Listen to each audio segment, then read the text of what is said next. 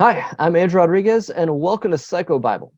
Today, I'm excited to have a friend and colleague, Michael Gasparro, on the channel with me to talk about an area of interest in which we both address pretty frequently in our counseling practices, and that is the intersection of sexuality or same-sex attraction and OCD, obsessive-compulsive disorder. So there's a few different touch points on that topic that we're going to get into today. But first, I just want to give Michael an opportunity just to introduce himself, share a little bit about himself, and take it over to you. Michael, what's a basic introduction? Who are you? What do you do? Where are you located? Yeah, my name is Michael Gasparro, like you said, and I am a licensed marriage and family therapist and licensed professional clinical counselor working in the state of California. Even as I say it out loud, it's funny to me because I'm from Texas and growing up, never ever thought I would live in the state of California. So 10 years into my tenure here, I still find it amusing. People ask me where I'm from, and I'm usually like Texas, but I guess now I eventually have to say Cali, and it's especially Yeah. fitting given it's a good jumping off point for our conversation because we are in the land of I'm in the land of sort of the heart of this secular LGBT movement, and I live in Los Angeles, and so here I'm really addressing in therapy often with people unwanted same-sex attraction and same-sex sexuality issues and fetishes, and I'm in a very unlikely place to be doing that, I think, kind of in the belly of the beast, as it were. Well, really, California is the epicenter, not just of the LGBT, well, at least a lot of the progressive movement kind of goes from the left to the right across the country, but California is like the epicenter of the whole like reparative therapy, ex-gay ministry movement in space. So it makes sense Maybe, that it yeah, would be maybe the there. reason it became that, like the center for that in California, is because the sexuality push from the LGBT perspective was so strong that it naturally elicited a reaction strongest in opposition to that. And I would even say not just an opposition to it, but offering alternative to it. Yeah, Sometimes we like to think of ourselves as in opposition to, but I like to think of as an alternative, so that yeah, we don't only oppose something, but offer a different vision, a more beautiful and enticing vision of what to consider about sexuality. yeah. And what's the name of your practice? Oh, my practice I just call Michael Gasparro Therapy Services. Oh, there you go. Very straightforward right now. Yeah, maybe in the future I'll have a fancier name, but right now that's my practice. And I worked for 4 years out here at the Breakthrough Clinic under the supervision of Dr. Joseph Nicolosi Jr. So I did my training in reintegrative therapy under his supervision for years, and as well learned a lot about OCD through my time with him because he specializes, I don't know if people know this about him, but he also specializes in research and understanding more deeply how to treat and help people with obsessive compulsive disorder in addition to sexuality issues. Yeah. Yeah, so I would say that it's been through my work with Nicolosi as well that I came to be aware just how big an issue OCD is among guys with same-sex attraction, or at least among the guys that we see coming for counseling with unwanted same-sex attraction. No, that's right. But Andrew, I'm going to offer one other thing. There are very well-known mainstream non-religious sample population studies that show men who have sex with men, which is, I know it sounds like a harsh term, but that's the research-based term for gay men.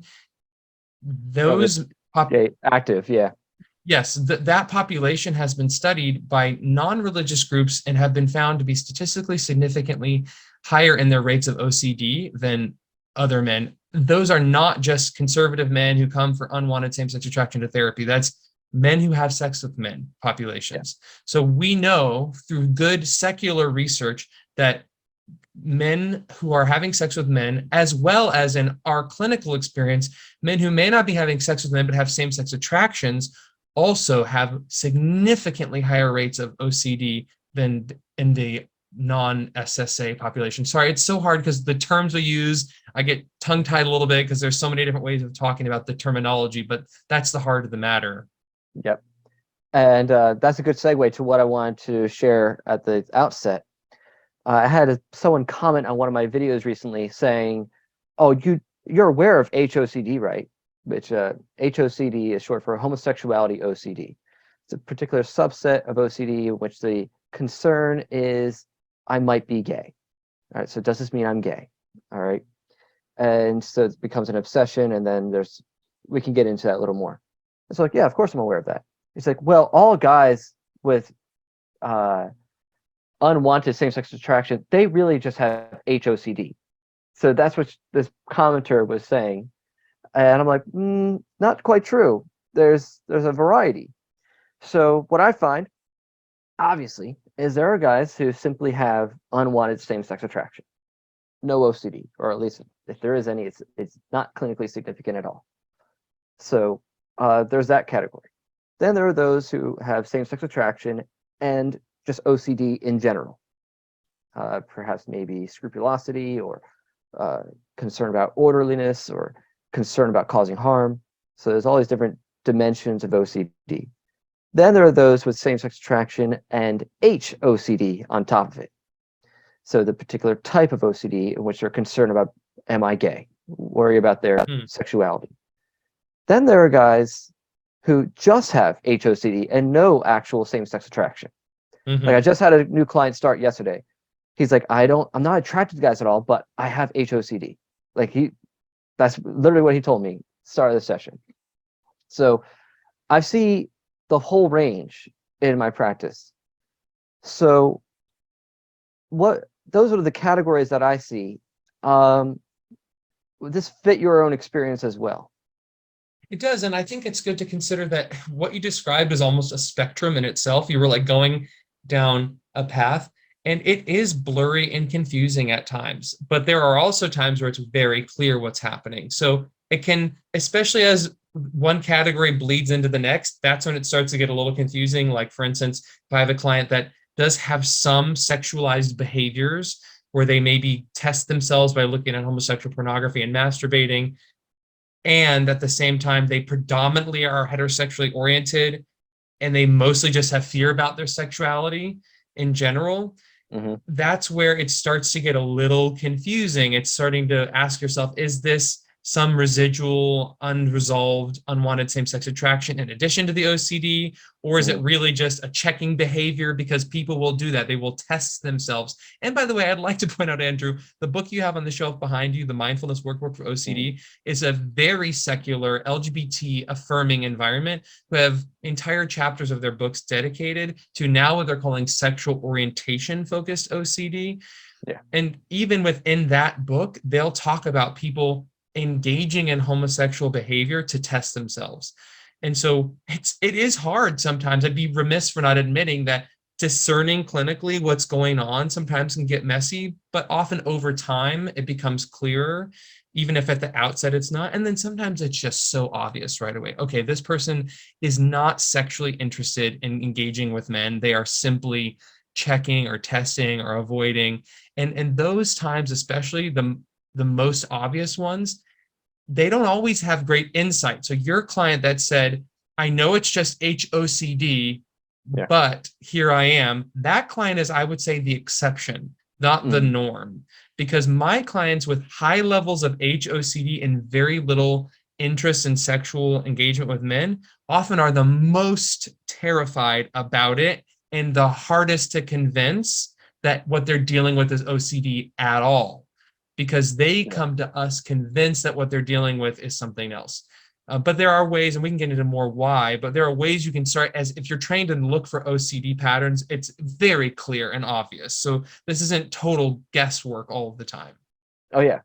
And what we do is we have a couple assessments that we administer at the start, get a baseline, rule out, or at least to figure out, all right, what are we working with? What's the terrain? And then we reassess periodically. And so we'll probably get into more of the treatment approaches near the end. But you kind of indicated there about the why. So I'm not sure if we have, at least in the whole psychology realm in general, if we have a clear answer as to what causes OCD. I know you've done a bit more research than I have on the topic, so you might have a little better sense than I do. I have some ideas and some theories about some aspects of OCD that I think we can sort of put a pin on. Hmm. But I want to hear from you a little bit. What are some of your ideas about what the causes of OCD are, and if you see any overlap between those potential causes as well as the causes of same-sex attraction? Hmm. Wow. Yeah, that's a big question. So I think I'd start by saying this. The people that I follow and a lot of the research I've looked into highlights potential causes. Because in developmental psychology, looking for a causal relationship between a factor and its connected symptom is very hard to do. So Yeah. most research in developmental psychology that I've seen looks for correlations and then uses those correlations as evidence for the potentiality of the truthfulness of their theory. Mm, So they'll say, hey, this is a massive correlation we found. It does not indicate causation, but it does give credence to considering our perspective when combined usually with the possibility that their theory lends itself to a treatment intervention. And if the treatment intervention is effective, they'll say, although we don't know the cause, based on our theory and then the subsequent successful treatment, that's evidence for the reasonableness of our theory. That's as mm. close as I've seen anyone getting to finding causality And that's in a scientifically OCD. honest approach, because the only Right. way to really, like my old experimental psych professor would tell me in college, the only real way we can determine a cause is if we do an experiment. And we can't just take kids from the womb or even pre-womb and expose them to certain experiences to rule out all sorts of things and determine the exact cause. That's lab work that just would be totally unethical to perform. Yeah, and it might not even yield any fruit or make sense in Yeah. it. And the experiment itself might cause other issues because it's so unnatural what you're doing to a Oh yeah. child in that situation. So that's what I think is so funny about when we talk about research with mental health issues in general. In the left, excuse me, let me rephrase that. In the secular culture that rejects a creator and the view of God in general, the Western tradition of Judeo-Christian construct of the world, there's often a idolization or how do you say deitization? Like you're making God out of psychology. Yeah, And deification of it. Yeah. thank you. Oh my goodness. Yes, the deification of psychology. And the reason I think is important anytime we're talking about research is because if you lack a fundamental view of the world that is truthful and sees it, as created by God, if you lack a good philosophical basis for your experimental psychology, the results you just bend to your own ego and your own will. Yeah. We don't take them for what they are. We take them for what we want them to be. And even Christians, we can be tempted in that way. So I think it's good, as we discuss research, to keep in mind we can learn some things about the world through our experimental psychology, but it should not be dictating to us morality, for instance. We Mhm. find our morality through natural reason and through divine revelation, not through what somebody did in some skewed experiment from Harvard University. So faith and reason go together, but this is very important when we talk about this OCD SSA topic because researchers from these very elite institutions are trying to bend morality to their will using experimental studies, but that lack ethical guidelines and have such strong bias against the moral reality of the world that they refuse to even see the evidence when it's presented to them to contradict their own views. And you'll see why that's important for OCD stuff as well. When we're talking about causation, one theory that I like a lot with OCD is the sense that attachments with children need to be secure. Mhm. And attachment theory is widely accepted in the field of psychology. John Bowlby began this theory most predominantly, I think, in the 1950s. And his attachment style research indicated that children who have generally a sense of a loving relationship where their needs and their desires and their wants are attended to by their parents in a consistent and healthy way, although not perfect, form a Or at least in a secure tune. attachments. Yeah. There's attunement and attachment. That's what psychoanalytic people, or I guess psychodynamic therapists, called good enough parenting. Yeah. There's a attachment that's generally viewed as secure. And he had research methods to categorize attachments that were secure versus insecure, and that insecure attachments fit into a few different categories. Yeah. This is important for answering your question about OCD. In major meta studies that I've looked at, they have found statistically significant correlations between insecure attachments and subsequent development of OCD, among other correlations with other mental health issues. Mhm. So I like to say that when people feel safe and secure in relationships, the world is a more safe place. It seems more safe. It's a less scary place. And OCD fundamentally is an excessive perception of threat around us. People with OCD tend to view the world as more fearful than is helpful or useful, or even realistic at times. So what I tend to tell people is we don't blame parents, but environments combined with genetic predisposition and a less than secure attachment are ripe for somebody to then develop things like an obsessive compulsive way of viewing the world. Yeah, that's pretty close to what I explain to clients as well. I was just sharing this with a colleague who, because I think this is also a blind spot that I've seen in a lot of the ex-gay ministries, like those who used to be part of Exodus International or Restored Hope Network. I don't think a lot of them were aware of how big a deal OCD is among the people that we're serving. So when I'm working or talking with some of the different ministers in those fields, I explain this is an area that we kind of need to be more equipped in and be aware of. I'm like, well, OCD, I didn't know how big a deal it was. I'm like, well, let me explain. Because I think there's actually some commonality in some of the root underlying issues or underlying root causes. And it goes back to attachment, because with OCD, there's a very strong intolerance of uncertainty. So that tells you, right, there's a clue right there. There is an insecurity in the attachment, because that early attachment bond gives you your basic sense of predictability and stability in the world, that you know what is normative to experience and you kind of know what to expect, and it's safe enough. And so there's not this constant anxiety about uncertainty. And I mean, if you're familiar with Nicolosi Sr.'s reparative therapy model and his developmental model, we know it goes back to attachment, that it starts with that basic sense of that secure bond that doesn't just give you a sense of the world being predictable, but also a sense that I'm who you are as a person, and that you're okay and that you're worthwhile and others can be trusted to meet your needs in appropriate ways. So I see that there's an overlap there in how attachment plays a role in both OCD and SSA. Now they're going to veer off in different directions and what influences one more than another in their development. But attachment, I think, is a good starting point to see how that might explain why we see such an increased amount of OCD among people with same-sex attraction. I think the other thing too, when we teach our clients about how the nervous system works, and I've been talking a lot on my channel recently, and as well as with my clients, about polyvagal theory and understanding the nervous system in relationship to anxiety and trauma, and how that also plays a role with the development of OCD. Because especially if you have like a nervous parent, if your first attachment object was very nervous and anxious, and we have those mirror neurons, we get feedback from them about how we should respond to uncertainty as well.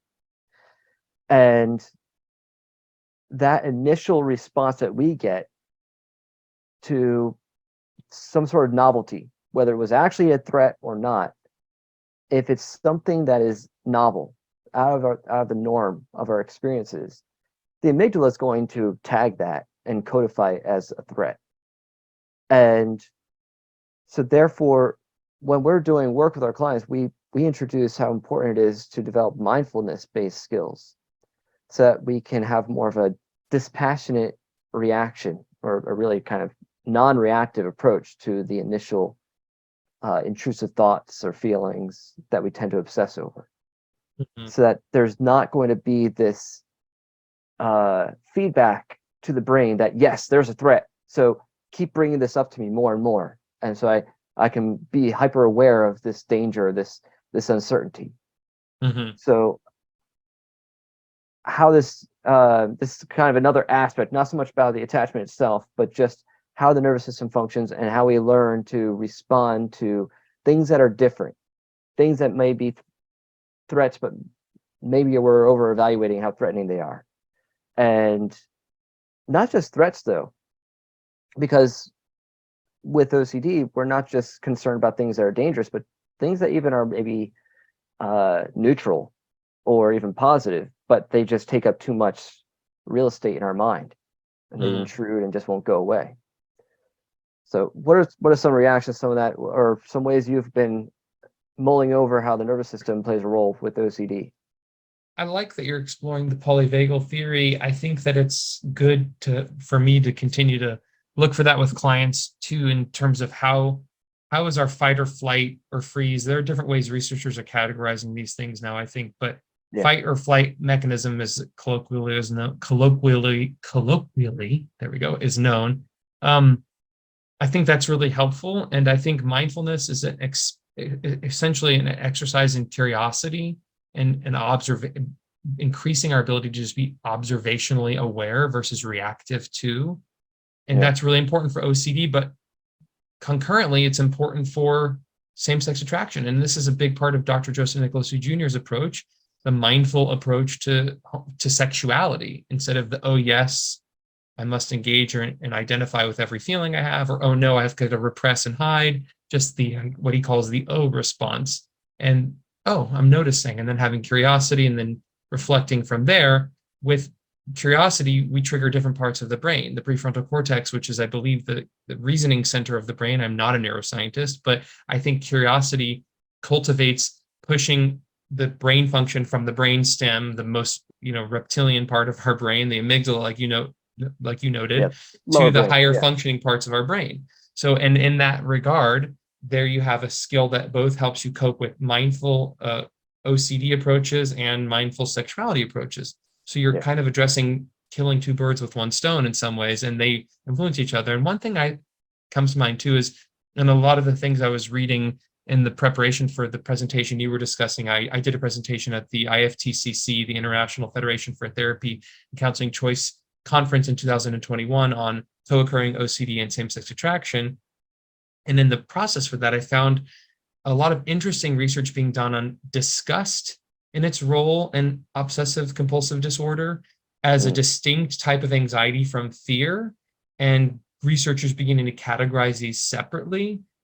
And I found in the newer edition of the workbook behind you, the mindfulness workbook for OCD, they began using that language as well, that disgust and fear both are different, distinct forms of anxiety. And I think that's really interesting and important, because sometimes fear doesn't show up in a way that is easily identifiable anxiety doesn't show up in a way that's easily identifiable as fear. And with same-sex attraction and those who have OCD, sometimes people who have disgust as a distinct form of anxiety, it shows up as self-directed moral disgust. And that can be obsessive. And disgust is like a subset of shame. So, and that just ties in perfectly with what we do in our work, is helping clients identify their shame-based view of themselves and how they're internalizing a sense of being inferior as a male or a female. Most of our work is with men, but the shame is so key there, and that disgust may be a way in which that shame is being experienced.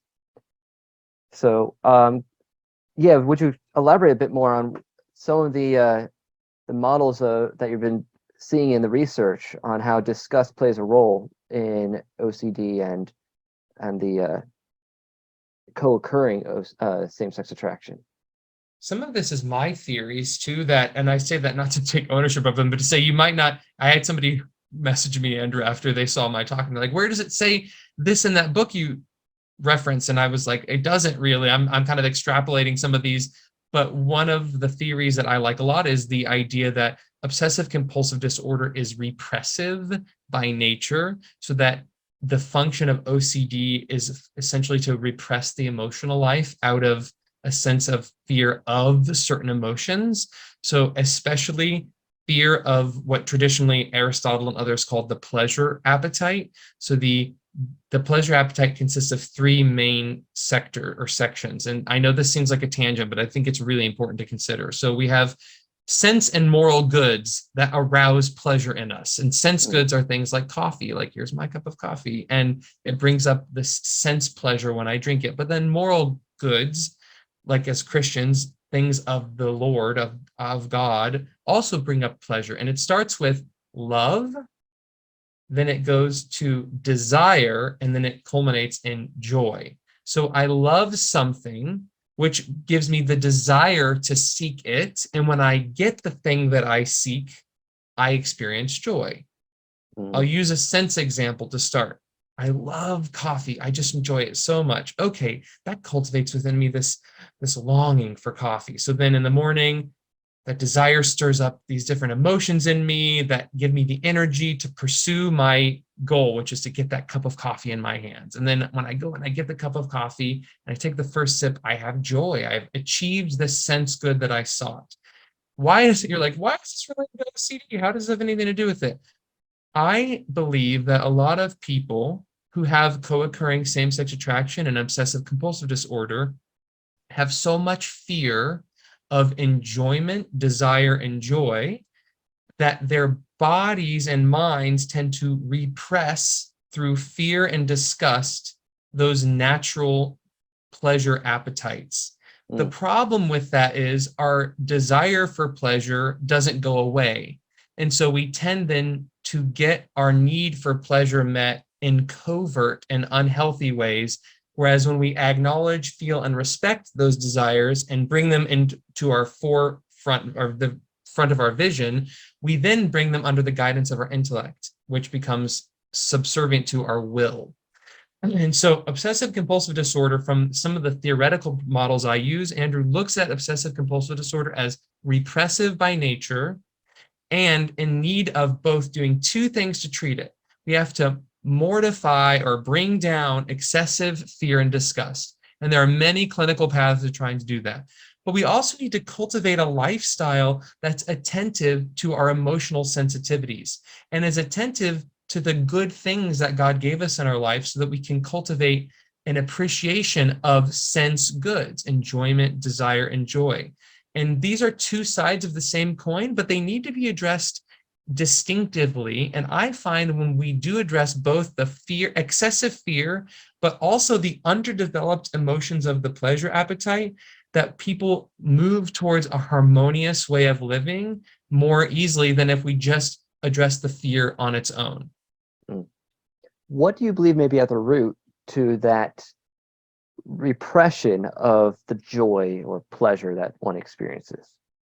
I think part of the root of that goes back to the attachment question. Many people, and this, by the way, even in the secular workbook behind you, they even touch on it. They say oftentimes there is an identity fear underneath the surface fear of the obsessive compulsive topic. So whether it's pedophilic OCD, whether it's harm OCD, homosexual OCD, orderliness OCD, they identify, even in secular research, wow, there's something about your identity that's underneath this. And part of the reason that secular researchers know this, Andrew, is because they have found that the topic of your OCD often correlates with an aspect of the self that is deemed important. So if religion is important to the self, you're more likely to have religious-focused OCD. So if that's true, that there's this underlying fear, what am I? Am I not enough? Am I not lovable? Am I not good as I am?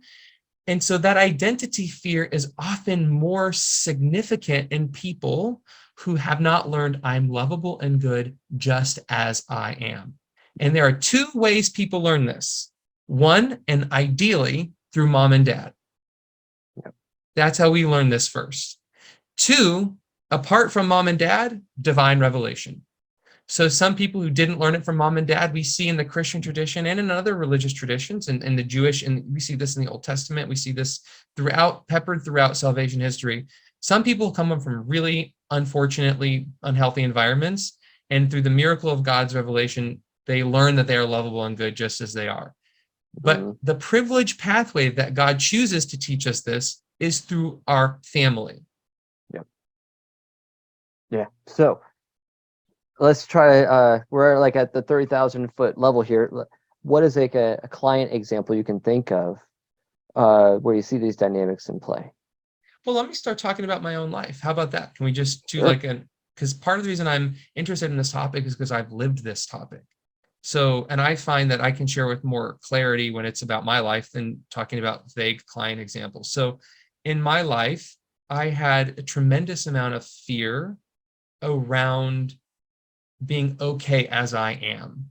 Mhm. And this showed up in my childhood through various forms of anxiety.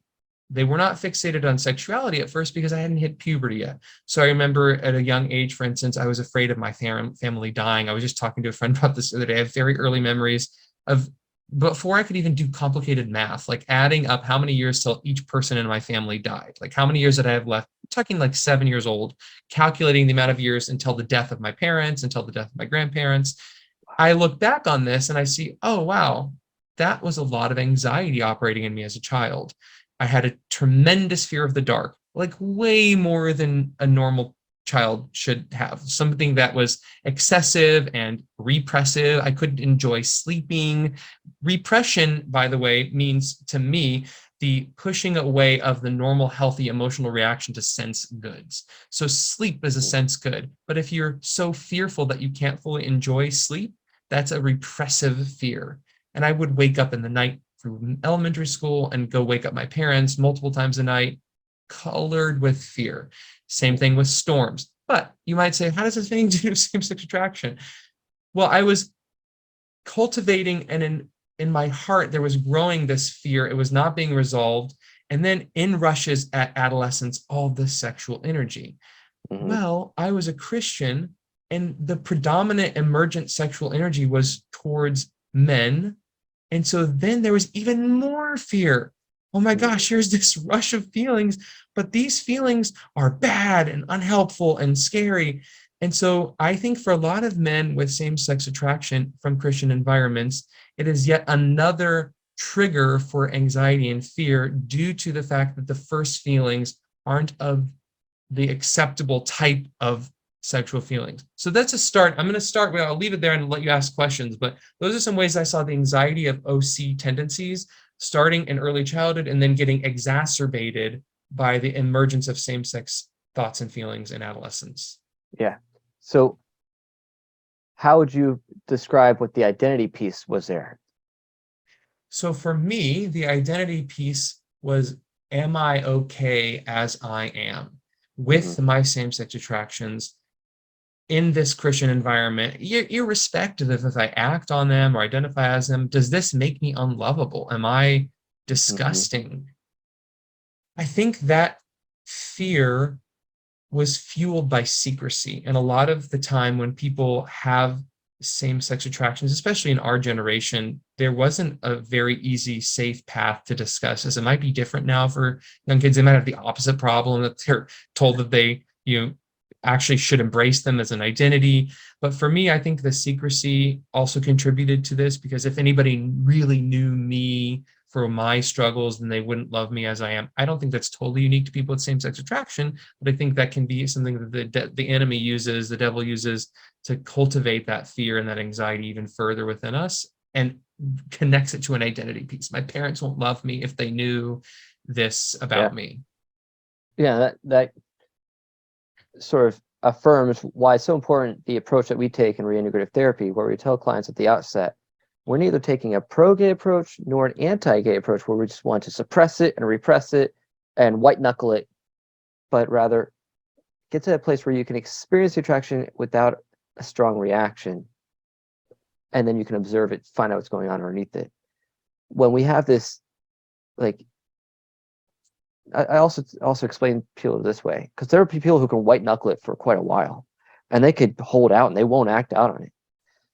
But the reason why is because of the intensity of their fear.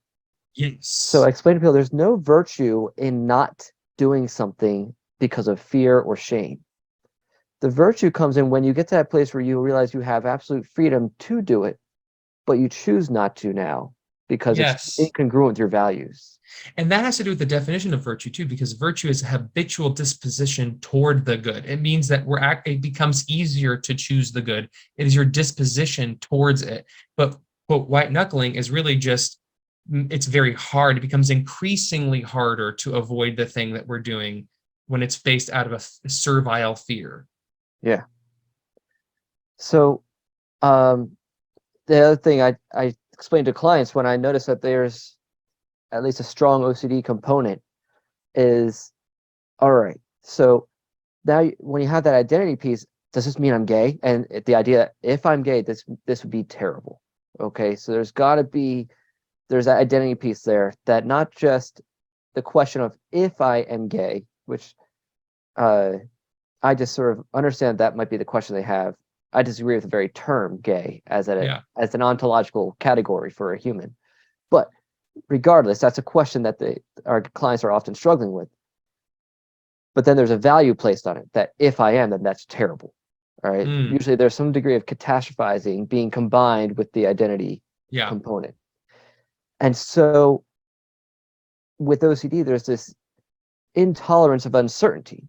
And so one of the classic ways that people with OCD will act to relieve themselves of the anxiety that builds up from the uncertainty would be the compulsion of checking. And so, like we mentioned earlier, that might mean, okay, so let me fantasize about a guy and then masturbate to it. And if I enjoyed it, then that means I'm gay. But even if they do that and they do enjoy it, there's going to be a part of them that won't tolerate that little bit of evidence they got. It's not sufficient. So, all right, I need to do something else now. Well, maybe I need to watch a porn and then masturbate to that. And if I enjoy that, it means I'm gay. All right. Yeah, but maybe it was just a one-off. Maybe I need to. It's never enough. I need to hook up. It's just there's never enough evidence to satisfy that uncertainty that they have. Yes. So yeah. And it can actually get to the point where they then cause themselves to actually become addicted because, addiction and OCD have a lot in common as well because they're both compulsive in nature.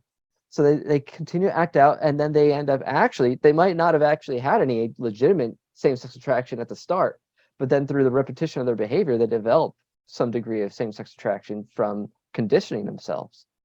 Yeah, and I think a good thing you said that resonated with my experience in childhood too was this idea that the virtue is in freely choosing the good, not out of fear avoiding the bad. And I went to therapy first to address some of these questions about sexuality when I was in my freshman year of high school. And I had a lot of other things going on, a lot of anxiety, like I said, OCD, and even some depressive episode issues going on when I was a freshman in high school. And this counselor, it was funny because in hindsight, I have more appreciation for what was happening than I did at the time. But what he highlighted to me was when I would describe, struggling with masturbation, and I was a Christian, so I knew that there was something off about this. But he could sense that more than just my behavior, my reaction to myself was intensely scrupulous. And it's almost as if I could do the act, but minimize the pleasure I got from it, that it was more acceptable than if I just really enjoyed masturbation. And this is where I tell clients, the pleasure is not the problem.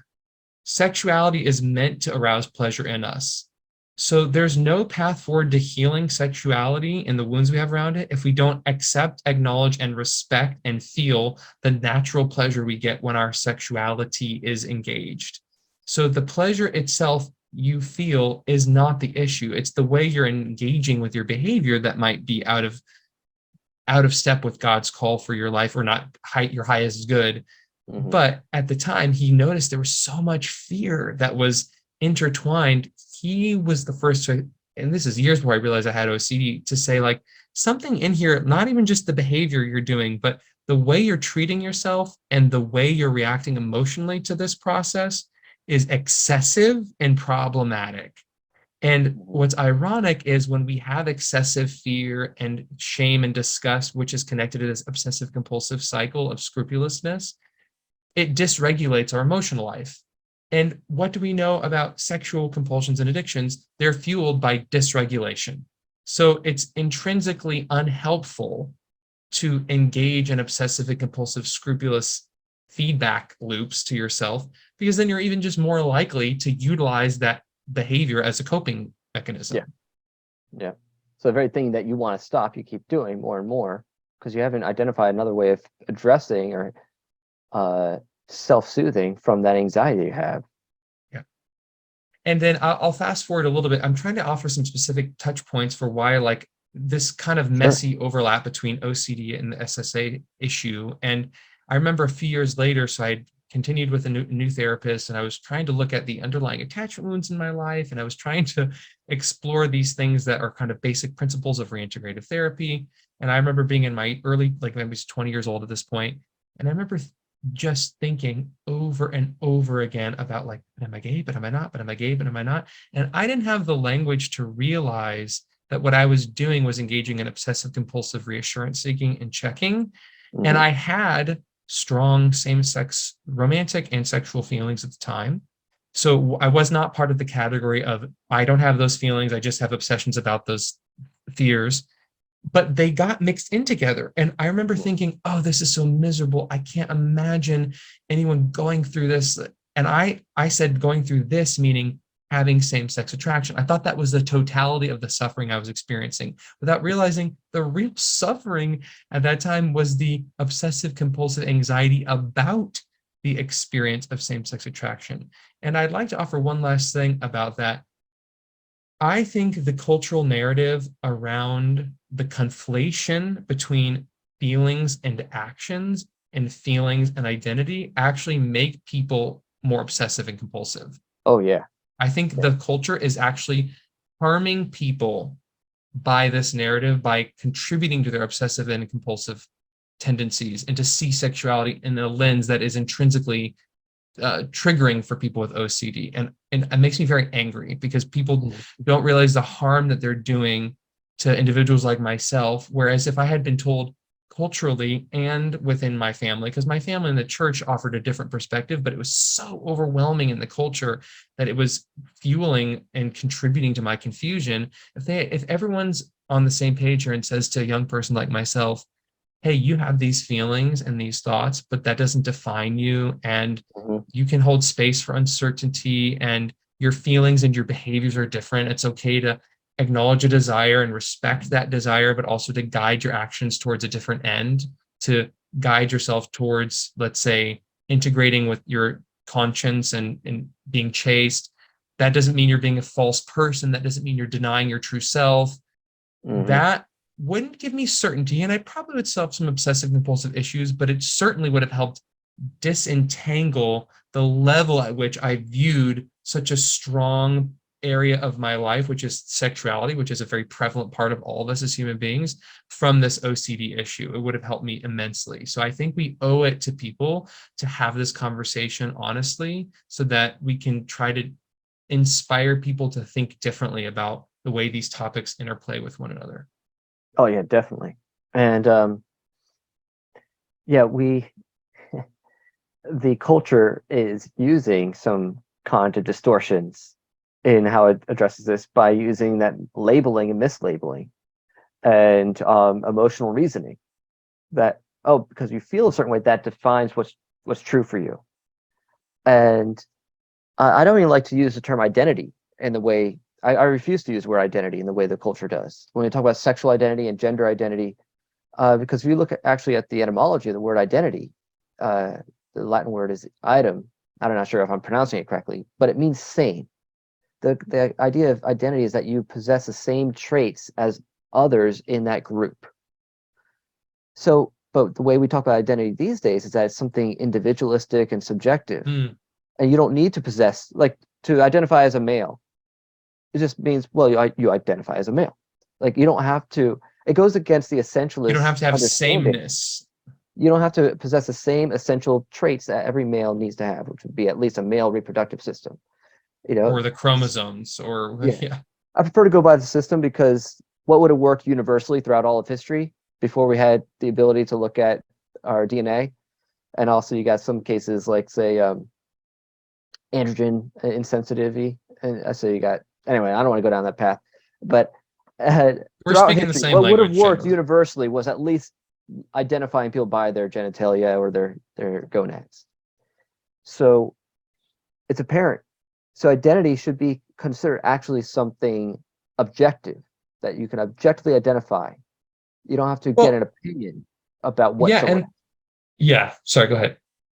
But yeah, so just to blank on that, what we're doing it now is, oh, because you have certain feelings, that then becomes your basis for your identity. And it puts people in a spiral of anxiety, because if they have a mix of feelings, or if they have a conflict over what their feelings are and what those would, if they were to act on those feelings, what it would lead to, and it conflicts with their values, it puts them in just disarray.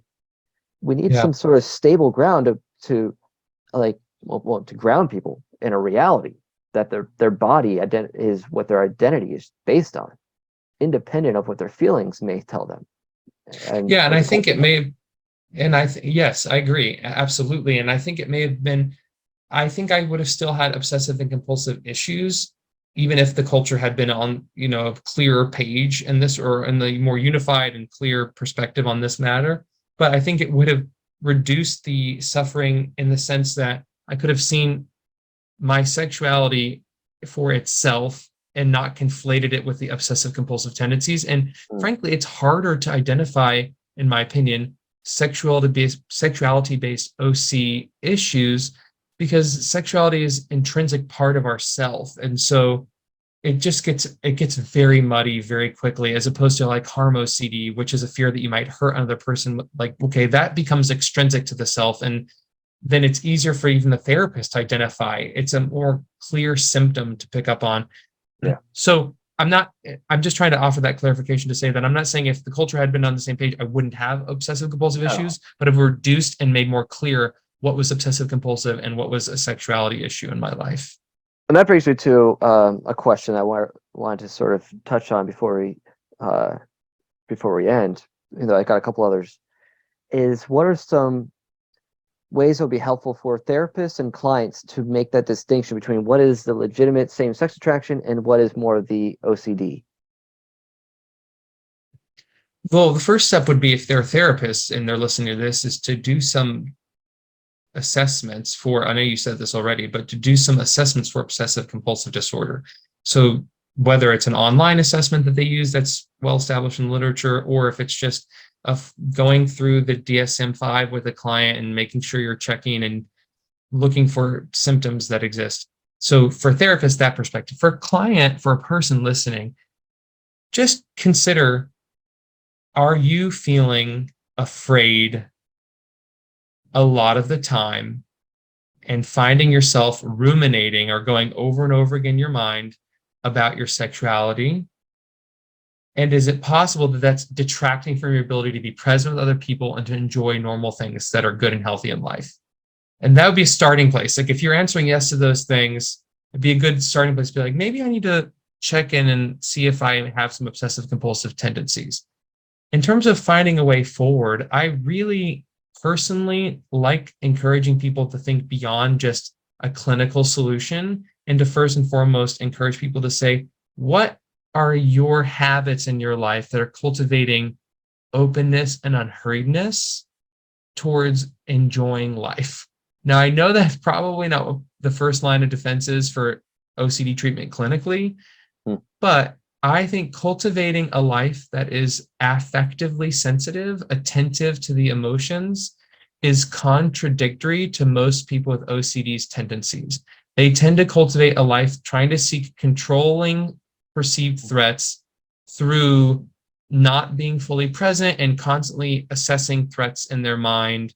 And often they say, I hear this phrase come up in myself and in other people, if I let myself just be and enjoy, I'm afraid something bad will happen. And so I really want to turn the tables on this narrative that the first thing to do is expose you to your fears. I want to say, expose yourself to something good, and can you enjoy it? And if you really struggle with being present and enjoying things, that's a red flag. Ooh, there might be some obsessive compulsive fear that is triggering within me when I'm trying to be attentive to the self. I think that's actually really affirming, because I often try to do like a strengths assessment, and my initial interview, I'm not just asking them about their problems. I'm asking them, what things in life do you enjoy? Hmm. and what are your hopes for yourself, your vision for yourself. And yeah, you study certain people when they're in the OCD or just maybe some other phobia or anxiety, they can't think in terms of things they enjoy. Everything's been tainted in some way. Hmm. Yeah, that's why I tell them part of the treatment I have for people with SSA and OCD together is, of course, there might be some traditional exposure with response prevention interventions that we're using, but I try to look at it as daring yourself to enjoy something, even if it terrifies you to do so. Mm, And that is sometimes a step towards healing for people. And I also want them to think about something. If you can't love, so as a Catholic, for instance, and I think this would apply generally as Christians, our catechism of the Catholic Church teaches us that it is incumbent upon each person, man and woman, to accept their sexual identity as male or female, made in the image and likeness of God. hmm That is part of the journey as a human Christian person. Yeah. And they use their term identity properly in that context. hmm Your sexual identity as male or female, made in the image and likeness of God. And if you struggle with same-sex attraction and an obsessive-compulsive disorder, they might be tempted towards certainty seeking, in the sense of, like you're talking about, okay, I can't accept myself unless I resolve and these same-sex feelings are gone. I resolve this issue and they're gone. hmm They may never go away. mm They may heal in this lifetime, but they may not. We don't know. Life is mysterious and suffering is difficult, and we have hope always. And I never limit people. I always encourage people to open their mind to the limit extreme of God's potential healing in their life. hmm But acceptance of things as they are right now, even if they never change, is a really important aspect of addressing same-sex issues in therapy, as well as obsessive-compulsive issues. Yeah. And daring somebody to love themselves and even love their sexual identity as a male and love sex and sexuality, even with the wounds they carry around it, I think is probably the clearest first step in trying to reduce the shame, which can fuel both obsessive compulsive fears and the gray zone, which makes us dysregulated emotionally and more tempted towards enacting sexually with the same sex through hmm pornography or whatever. That was a very long answer, so I apologize for that, but No, that's but I what it like is. it. That's so key. Um, getting into that place of acceptance. I think about a client I've kind of we for like a number of at least 3 sessions in a row. It was just constant anxiety he was having about, is this going to be worth it? Is this counseling even worth it? Because uh, what if I never get married, or what if I continually have this? I'm like, acceptance of where you're currently at and the possibility this may never go away, as far as some degree of attractions. That's when you get to that place of acceptance. It's a paradox. It's like the paradox of dealing with the OCD is to stop trying to fight the OCD. And then Mm-hmm. when you don't have a reaction to it, you just sort of like, I use this illustration all the time with clients when I explain mindfulness. It's like looking at a stream and watching leaves float down the stream. The OCD mind wants to grab each leaf and like analyze it and figure it out. And then another leaf comes by, and next thing you got like a whole armful of leaves. You got a pile of leaves in your arms, and because you just are reacting so strongly to each thing you notice in your awareness and in your Mm, body. I love that metaphor. And so the goal is to get to that place where you can notice the leaf and be like, oh, I just had a same-sex attraction experience. Okay, not reacting to it. Now that may be something that continues to happen throughout your life. But most likely when you don't have that negative reaction to it, this is where I bring in the polyvagal theory.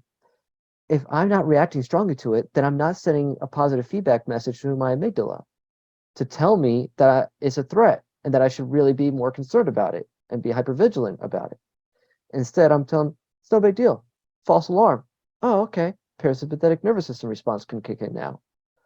The more I relax in the presence of that perceived threat of the same-sex attraction experience or feeling or sensation or stimuli, the less my brain will see a need to keep bringing it into my attention. Mm-hmm. So the Yeah. paradox is the more I accept it, the less it comes. Yeah. And even another angle to that is if it feels pleasurable, if it arouses pleasure, just noticing the pleasure is not a sin. And a lot of Mhm. clients, especially if they're religious, have a fear that like if there's an arousal that comes, that maybe that's intrinsically bad. Yeah. And I would argue that an arousal is just a reaction to a stimuli, a piece of sense knowledge that comes our way. It's how we engage with that that takes on a moral quality or character to it. And so that can also help reduce their anxiety too, if you help people to understand, look, your job is not to limit the sensory input or the sensory reactivity you have towards a pleasurable bit of sense knowledge in front of you. Your role is to be curious, reflective, and guide it with your intellect and your Yeah. will towards right action. And this is very important because if you can't experience pleasure at all with sexuality, then it's almost impossible to find a way forward towards healthy pleasure of sexuality. It's almost like I use a metaphor sometimes of a train. If the first stop of the train that is on this journey was like arousal of pleasure towards a same-sex individual, and you're so afraid of pleasure itself, like, oh my gosh, that feels good. No, that's bad. I can't feel good. That you blow, it's like you're blowing the train station up. But what if the next stop on the train was an opposite sex curiosity? You've got to let the train just keep on moving. Oh, but moving on the train to the culture may sound like we're saying you should act and engage with every pleasurable reaction you have. No, that's not what I'm saying. I'm just saying the pleasure isn't the problem. It Yeah. felt good. Okay, now what? And if you're a Mhm. Christian, you could say, now I can be curious about it. Now I can explore it with my therapist and see if there's an underlying wound there. Yeah. But then I can also hold space for and respect for the reality that God gave me this pleasure appetite in me. He gave me this a gift of sexuality that is meant to arouse a good feeling in me. And now I can be open to the potentiality or the option that it might be towards other things too, like towards a woman, perhaps. That I know might sound radical to some people, but reactivity and angst towards an undesired pleasure response An doesn't involuntary one. as yeah, Yeah. an involuntary one doesn't help guide that towards right action or even bring healing to that disordered desire in a helpful way in my experience. Yeah. When you shut it down immediately, or try to shame it or repress it, you preclude the possibility of learning from it. You cannot learn from it if you're not curious about it. Yeah. So it's sort of like if you, because of how our eros or our desire for pleasure and union and our uh, the love of beauty and all that has been misdirected and it's been corrupted. If you allow that to make you swear off eros and pleasure, you can't Yes. just target it in a that's not how it works. It's like Yes. when I worked with some clients, I had actually a friend who was I was an accountability partner with him, and he's coming from a very strong sexual addiction. Like he was, hooking up with prostitutes, all sorts of stuff. And what his tendency was to just try to shut down all of that. But that meant also it has a global impact. When you try to shut down pleasure for one Mm-hmm. thing, it has a global impact on emotion in general.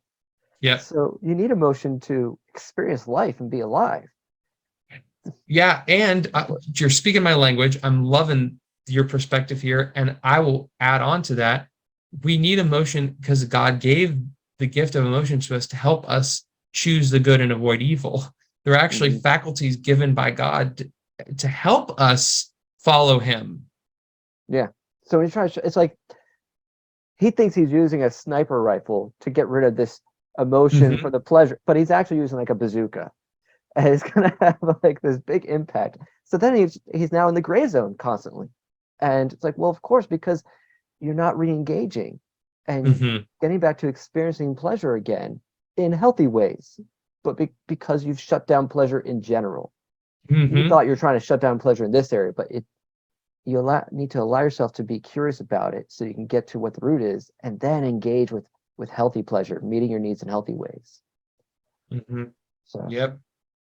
well, anyway, before we wind down completely here, any other thoughts on treatment approaches when we notice that a client has HOCD or sexual orientation OCD, or just OCD concurrent with same-sex attraction? I like to make the argument for an attachment-based focus in therapy, where most people tend to go immediately to cognitive behavioral therapy.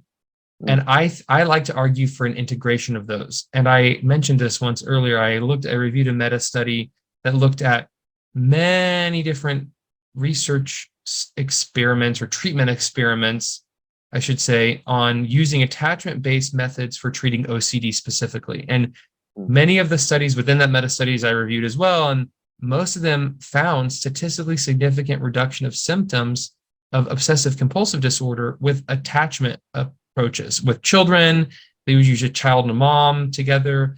With other attachment approaches, and I'm being vague, but I can send you, your listeners, if they're interested, a link to this meta study, although I think you have to purchase it if you want to look at it online.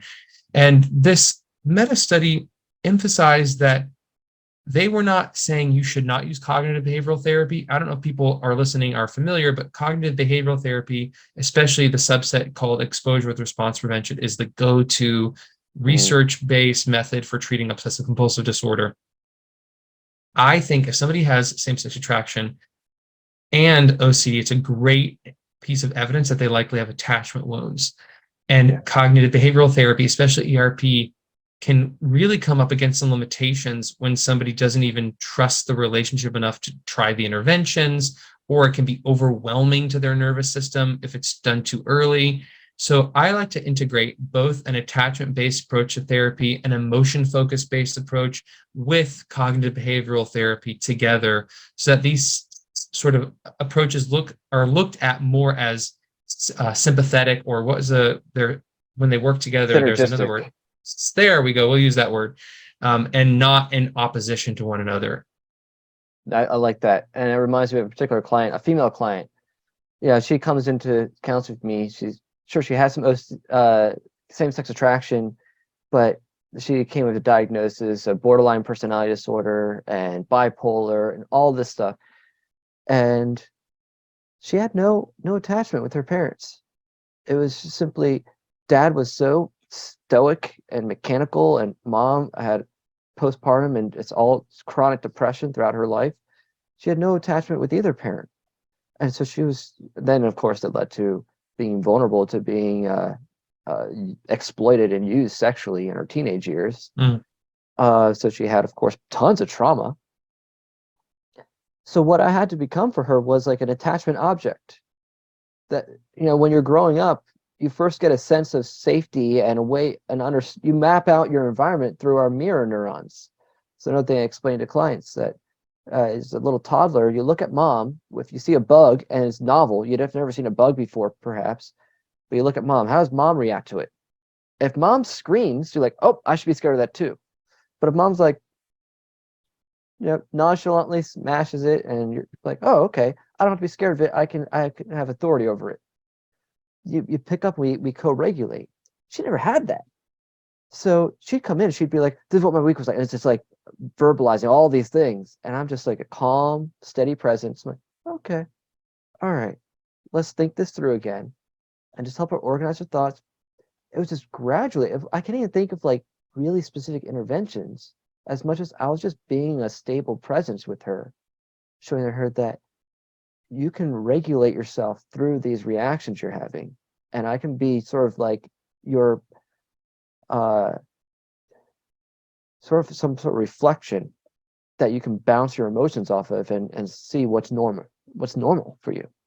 Because she couldn't tell which thoughts of hers were normal, which were abnormal, and just hearing me just reflect back to her, and then eventually she can sort through it. Yeah, it's so key. It's really important. Safety in relationships.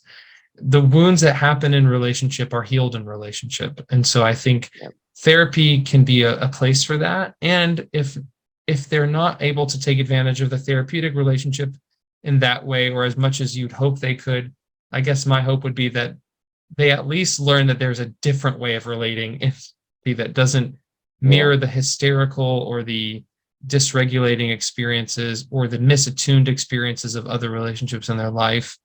And I find that with SSA and OCD co-occurring, if we were to just take let's treat the OCD first and then the SSA approach, that might work in some cases, but I think looking at them as like co-occurring clinically helps us to treat them all together at the same time. I do think there is a danger in avoiding dealing with the OCD. So I think what Dr. Nicolosi Jr. often emphasizes is if you have a client presenting with OCD and they just like, oh, I want to deal with the same-sex attraction, let's go, I want to work on that. And you don't acknowledge and really together try to look at the obsessive-compulsive issues, you could end up reinforcing obsessive-compulsive tendencies by missing the underlying fear or anxiety that might be fueling their attendance in therapy. So to his point, we really have to be attentive as clinicians if there is obsessive-compulsive yellow flags to assess and be attentive to and try to address them early on. Yeah, I try to kill two birds with one stone in that area, and this is where the polyvagal stuff comes in, is by just helping them work on just self-regulation. Sure, yeah, self-regulation in absolutely. reaction to OCD and SSA, you can work on both simultaneously. I love that. That's a great point. Yeah, there's so much into the subject that I want to keep exploring because I really think it's a treasure trove of just observations and connections that have yet to really be fully explored. Yeah, and the thing we didn't even touch on, which we should do another time, is the way that moral fear might limit opposite sex strivings for men with same-sex attraction. And obsessive-compulsive fear, I think, fuels that. I think it can limit heterosexual potential for men. And dude, is a really it's kind of an addition to, but like think about the clients you have where maybe like they're terrified of making a heterosexual mistake, but they're like masturbating to gay porn like 3 times a day. I have clients like that. They're like, yep, I had a client like that. He sabotaged his treatment. He just ultimately he dropped out. He just so terrified of being shamed by a woman, but he'll constantly be looking at gay porn and all day. Yeah, or even that but women are special and like they're more, susceptible to being used. And so these men, I can use them, but a woman, you cannot use a woman. Now, the real good answer is you shouldn't use either men or women. Yeah. But the interpretation of the law from God is being skewed and misinterpreted in a way that fuels some kind of disorder in their way of looking at it. And I've seen this with many clients. I've seen it in my own life. And I'm telling you, man, there's a treasure trove in there. Yeah, we're going to have to definitely do another one because you're giving me so many ideas with certain clients. Because I'm right now working with this one guy. And for him, the association with females was always so associated with Mary that he viewed women as pure. So that the first time he ever saw a porn, it wasn't even a video, it was just an image of a woman. I think she was pleasing a man. So she was giving the man a blowjob. And it was so jarring for him. It was vile and disgusting for him, as it should be actually. But he's like, well, therefore he could not associate sexuality with women anymore. He thought it was sinful to do that. So therefore, there's a heightened and excessive disgust response. Yep. So notice, it should be disgusting, but the excessive level of it, and this is the last thing I'll say is, like the disgust sensitivity research, they said that people with OCD had excessive disgust and both sensitivity to and level of. So they called it 2 different things, but basically one thing was like the amount of things you find disgusting is bigger, like a broader pool, and the level of disgust is also higher. So it's like 2 methods, this and this.